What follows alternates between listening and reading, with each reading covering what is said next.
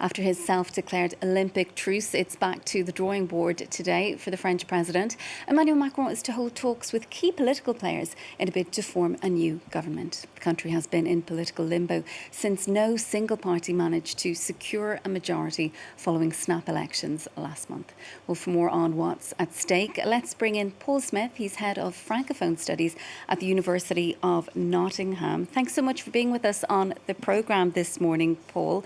So firstly, let's just go back a little bit. After winning a third of the seats in Parliament following that election last month, the leftist New Popular Front coalition, it's been insisting that it has the right to name the country's new Prime Minister.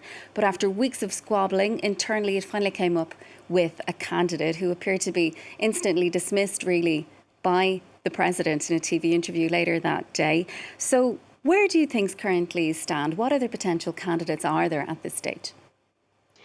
Well, I think she's Lucy Castet, the left-wing candidate that you mentioned there, is actually she's used the time during the Olympics to really sort of push herself forward. She's done a good job of getting out onto the stump and promoting herself as a potential candidate, and she'll be there in the meetings this morning with the left-wing parties, between Macron and the left-wing parties, although she's not a leader of a party because she has been put forward by them as a potential prime minister. She'll actually be present.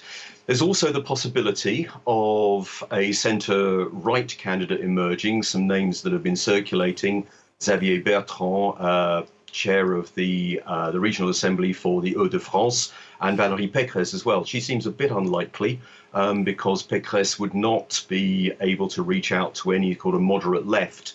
There's also the possibility of an alternative left-wing candidate emerging.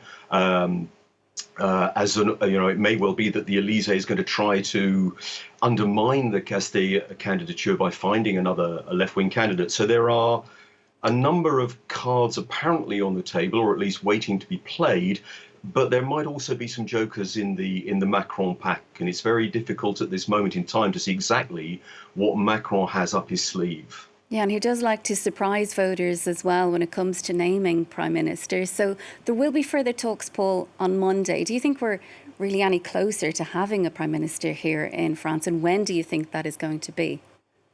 Well, I think we're closer, and certainly what is being said by the Élysée is that after the talks, they expect there to be a reasonably rapid announcement. I mean, you and I know what that means with Macron. That means we'll be waiting and waiting and waiting. But this can't go on forever. France has to have a government. I know people say, well, Belgium managed for 500 days without a government, but France isn't Belgium. France has to have a prime minister. And the longer it goes on, the longer the stalemate goes on, the more that undermines political credibility. So I think Macron has to, he can't continue to play people say sort of the maître des horloges, master of time, but actually he's just coming across now as a procrastinator. So he will want to play for as much time as possible, but I think that we're getting to the point where, having now said, we will use this weekend for key discussions, something has to come out of it. Otherwise, credibility, whatever credibility remained, will go out of the window. And do you think that he's still harbouring hopes that a centrist alliance might be able to pull it off, that he might be able to propose a prime minister that suits his own agenda? Yeah, I think so. I think he's looking for cracks in that left-wing bloc. He is allergic to any, appointment of any La France Insoumise ministers. That's his own personal position. I think what will happen is also there'll probably be kind of ministerial shopping lists. People will have come up with they'll have sat down with the backs of envelopes kind of thing and sort of said, well, imagine if we had such and such in this position and such and such. This was, if we think back to François Mitterrand and cohabitation, he would kind of veto certain, I mean, we found this out later, that there would be vetoes on certain figures having certain ministerial portfolios. So you might decide so that this could go here and this could go there.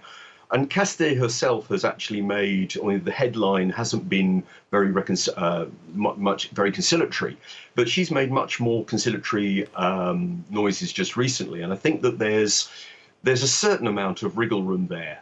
But I do think that what you're saying is right, that Macron would hope that there is some kind of magical candidate. It may well be that he has someone in mind. Various names have been pulled out of a hat this week. Karim Bouhamran, the mayor of Saint-Ouen, for example, might be an alternative candidate. But it's really, my suspicion is that Macron will try to use these talks also to kind of put pressure where there are the splits within the left, but also to try and rally when he's talking to the centre and right, to try and show them where they might have some common ground with the moderate left.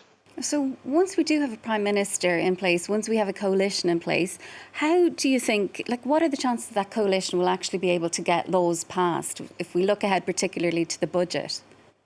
Well, yes, that's absolutely the crunch. Question is if you appoint, let's say that Macron appointed a left-wing government tomorrow, would it have a majority? Would let's say Castell becomes prime minister, would she actually put her government to a test of a vote of confidence as it goes into office? Would there then be a vote of no confidence at the very outset from the opposition? What would be the role of the other parties in joining with the Rassemblement National? Because of course they would be a key player in that, and that would be very distasteful, I think, to a lot of centrists to bring down a left-wing government in association with the National Rally. So I think that there are a lot of unknowns. There is the possibility that a government would be able to carry out piecemeal reform, but we're into completely uncharted territory in that regard, and it will be literally on a measure by measure basis. And it may well be that it all falls apart very quickly, but we can't have another election under the Constitution until next June.